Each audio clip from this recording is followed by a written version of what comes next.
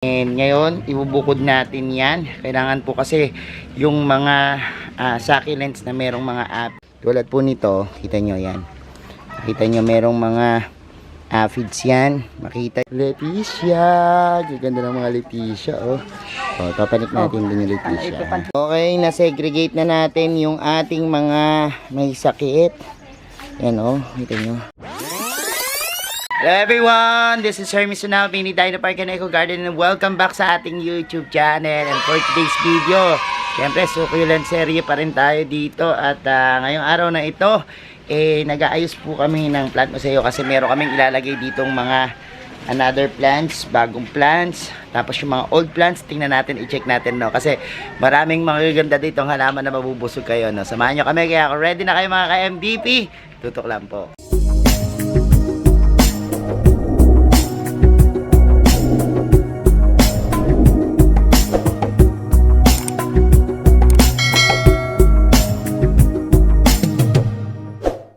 And we're back mga ka-MDP at ngayon nga pong araw na ito ay ano ba nakatoka sa atin. Ang dami namin ditong mga halaman na merong mga sakit.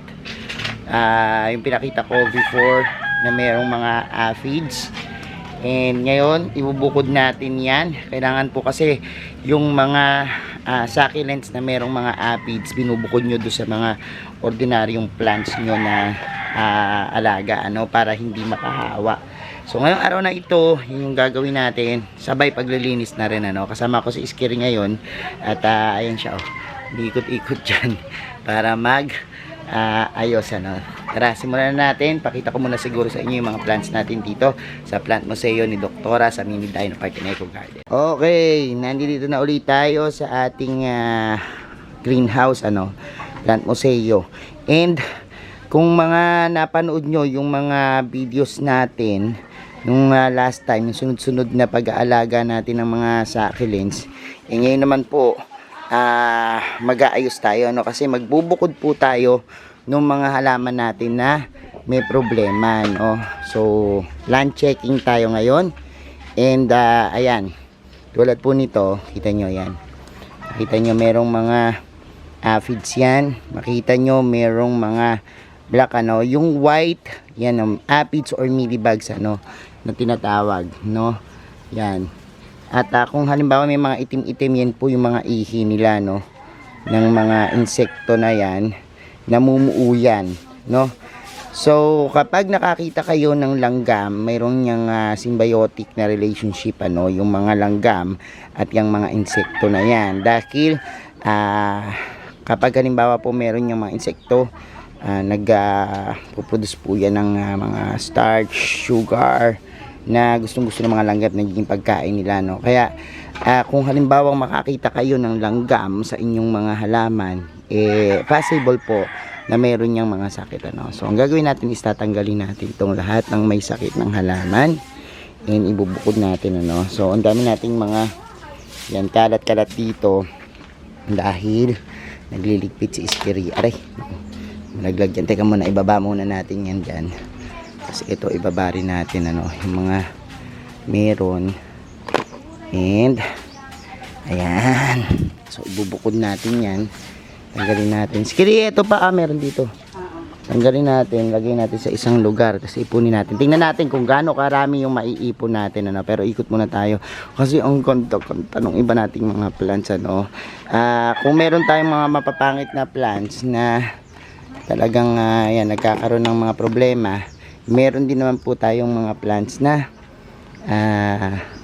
gumaganda. Tulad po nito, ano po. Napakaganda ng kulay niya ngayon. Actually, ito po yung ating variegated na flapjack, ano. Ang ganda po niya ngayon. Tingnan nyo. Kano kaganda. And ito rin yung Mexican hat. Ang laki na. Grabe. Sobrang laki na nito, ba. Tinukuran mo na kasi bumubuwal na. O, tinukuran na po ng Iskiri kasi bumubukat na. Ang Mexican hat ay pamilya ng kalangkowe na nagkakaroon po ng mga plantlet sa gilid, ano. Pero ito wala pa, no. Nakakamangha, ano. Wala pa siya, pero eventually yan magkakaroon din yan. Pero tingnan nyo naman, no, yung kanyang farina na maputi-puti na yan, nagpo-protection po yan sa mga halaman, ano. Kung halimbawa meron po kayo nakitang mga puti-puti, ma-recognize nyo naman yan, hindi po yan sakit, ano, kundi ano po yan, parang powdery protection sa mga plants, sa mga succulents, ano. At ito po, makikita nyo na kapag halimbawa po may farina, wag nyong bakbakin o wag nyong tanggalin, ano, kasi protection po yan. Unang-una, protection po yan doon sa araw, pag sobrang init, napoprotektahan po yung halaman nyo, no. At kung halimbawa naman po maulan, yung nagtutubig kayo, yung mga farina po kasi parang water resistant, nagtatanggal ng tubig, hindi basta-basta kakapitan o magstay yung tubig yan sa inyong mga plants. At the same time, kapag meron naman pong mga tinatawag na insekto, napapalayo niya po, no, nung farina. Kaya importante po yan sa plants, ano. Tulad po nitong ating Mexican hat na maganda yung farina niyan, oh. So huwag niyo yung tanggalin. Ganda rin itong Forever Rich, oh. Napaka-lush. And tinanggal na natin dito. Kung last time nakita niyo nasunog, asan na yung nasunog natin? Ayan, nilipat namin sa lilim, no. At medyo nasunog yung ating halaman dyan. And although lush na siya, may tumutubo ng mga bagong dahon. Ang bilis lang, ano. Ilang linggo pa lang tayo. Ang init dito sa greenhouse, medyo ano. Kasi ito pala iskiri, tanggalin mo na rin. Kasi popropagate na lang natin yan. Kasi tuyo na to, wala nang sustansya dyan. Baka mahawa pa yung ibang mga plants. So nakita natin yan nung last time. Tatanggalin na rin po namin yan. So ipunin namin dito sa isang side na to, yung ano, medyo malayo sa kanila, sa mga plants, para hindi mahawa, ano. Kasi mentras merong mga ganyan, yan, nakita natin na talagang merong puti-puti. Makita nyo yan, ayan, di-develop na kagad yung mga puti-puti.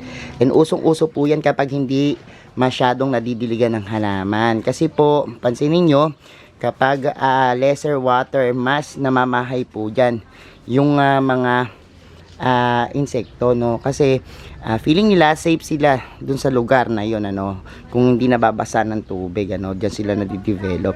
At yan ang talagang main na gagawin diyan is ibukod para matreat, ano.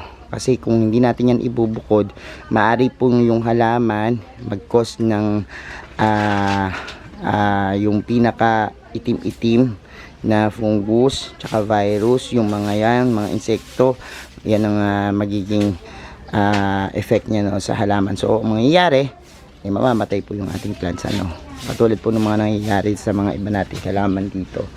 And, yan. Kapag naman po kulang yung tubig, nada-dry rot naman po, ano. Kaya po, isi-save na lang natin yung mga plants natin sa pamagitan po ng pag-cut sa kanila. And maganda rin po naman na meron tayong pruning, tsaka yung gupit-gupit, ano, sa mga halaman natin na matatangkad na, tulad nitong ito, na-prune na to. Tingnan nyo po. Huwag kayo matakot na maggupit, no, sa mga succulents. Kasi kapag halimbawang naggupit kayo, yan, kita nyo, meron naman siyang tutubo sa kanya, no. So, tulad nitong Milyote natin, ang ganda nitong Milyote na to. And ito rin, ang taas na nitong silver dollar. Ito copper yung kulay niya, no. Ganda. And ayan, ang gagawin natin ngayon is magbubukod-bukod, tapos magka-cut, ano. Mamaya pakita ko sa inyo kung ano yung mga nabukod nating mga plants, tapos para makita nyo rin yung mga sakit nila at kung paano yung mga treatment. Ayan. Ayos na kami dito, and meron kami bagong attraction dito, ang ating Leticia. Gaganda ng mga Leticia, oh. Papanik natin din yung Leticia. Ipapanik to. Sige. Sige, papanik ko na. Sige na, kaya nyo na ba panik yan? Parang hindi na ako magpanik. Ang lalakas ng mga, ay, ang ganda. Ikot-ikot. Ayan. Sige, mamaya na uli, ano. Yeah, ayusin muna namin to. Okay, na-segregate na natin yung ating mga may sakit. Ayan, oh. Kita nyo. Mga sakit yan. Ayan. Ito. Ayan. Yung mga puti-puti. Yan. And Ito naman, wala silang sakit, pero naging old lang yung kanilang pinaka ano. Gawin natin is kakat na lang natin yan, ano. So, yan lang naman. Konti lang naman yung mga may sakit, pero hiniwalay na natin siya dun sa mga nandito, no. Pero, ayan, abangan nyo kung paano natin iti-treat yan sa susunod na video naman, ano.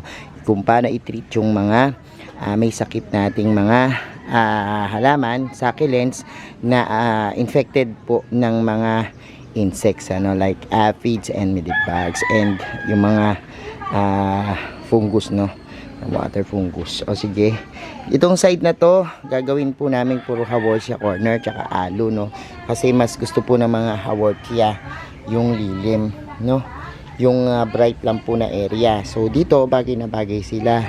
And ayan na yung ating tinore. Wow, ang ganda ng Leticia natin, ano. Talagang nakatori dyan yung ating Leticia.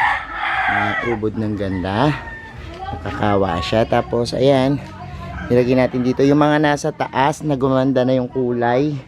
O, ayan, nilipat po namin dito, no. Ang gaganda ng mga kulay niyan. O, lalo naman itong Ellen, grabe, ang ganda. Ito may sunog nga lang konti, no. Hindi ito yung dati, ito yung nasa taas. Lipat ko dyan para medyo manibago. Naku, ito naman ang ganda. Ganda nitong ating anong klase to? Parang Chloe yung style, ano? Yung Chloe. Oh, hindi yan purple delight, no? Pero ang ganda. Tapos tingnan nyo yung ano natin.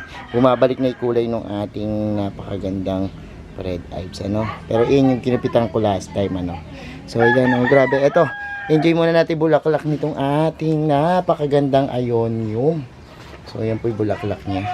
Enjoy lang natin, tsaka ito. Pero ito, after ilang days, gugupitan ko lang din yan ng mga flowers para mapunta dyan yung sustansya sa ating mga ano. Pero enjoy muna natin. Sa mga hindi pa nakakita ng bulaklak niyan, yan. Oh, so, ayan. And, ayan po yung ating nagawa ngayong araw na ito. And, siguro, didilig tayo konti, ano. Ganda. Ako na bulaklak na pala ano natin dito, oh. Yuko, tingnan nyo, pag maaraw talaga namumulaklak. Ayan po ang bulaklak ng Aptinia Baby Sun Rose. Napakaganda ng kulay niya dito. Stress na stress. Init po dito sa greenhouse namin. Asan yung flapjack? Namulaklak na. Namulaklak? Ang ganda. Ito variegated flapjack.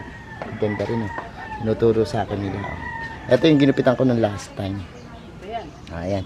So, bukas po, abangan nyo yung ating video kung saan ititreat natin yung mga binukod natin, ano, sinegregate natin ang mga succulents at paano gagawin natin dyan, ano. So, ayan mga ka-MVP, napanood nyo na yung ating vlog for today at nahiwalay na natin yung mga may sakit nating mga succulents and mga kailangang i-treat, ano.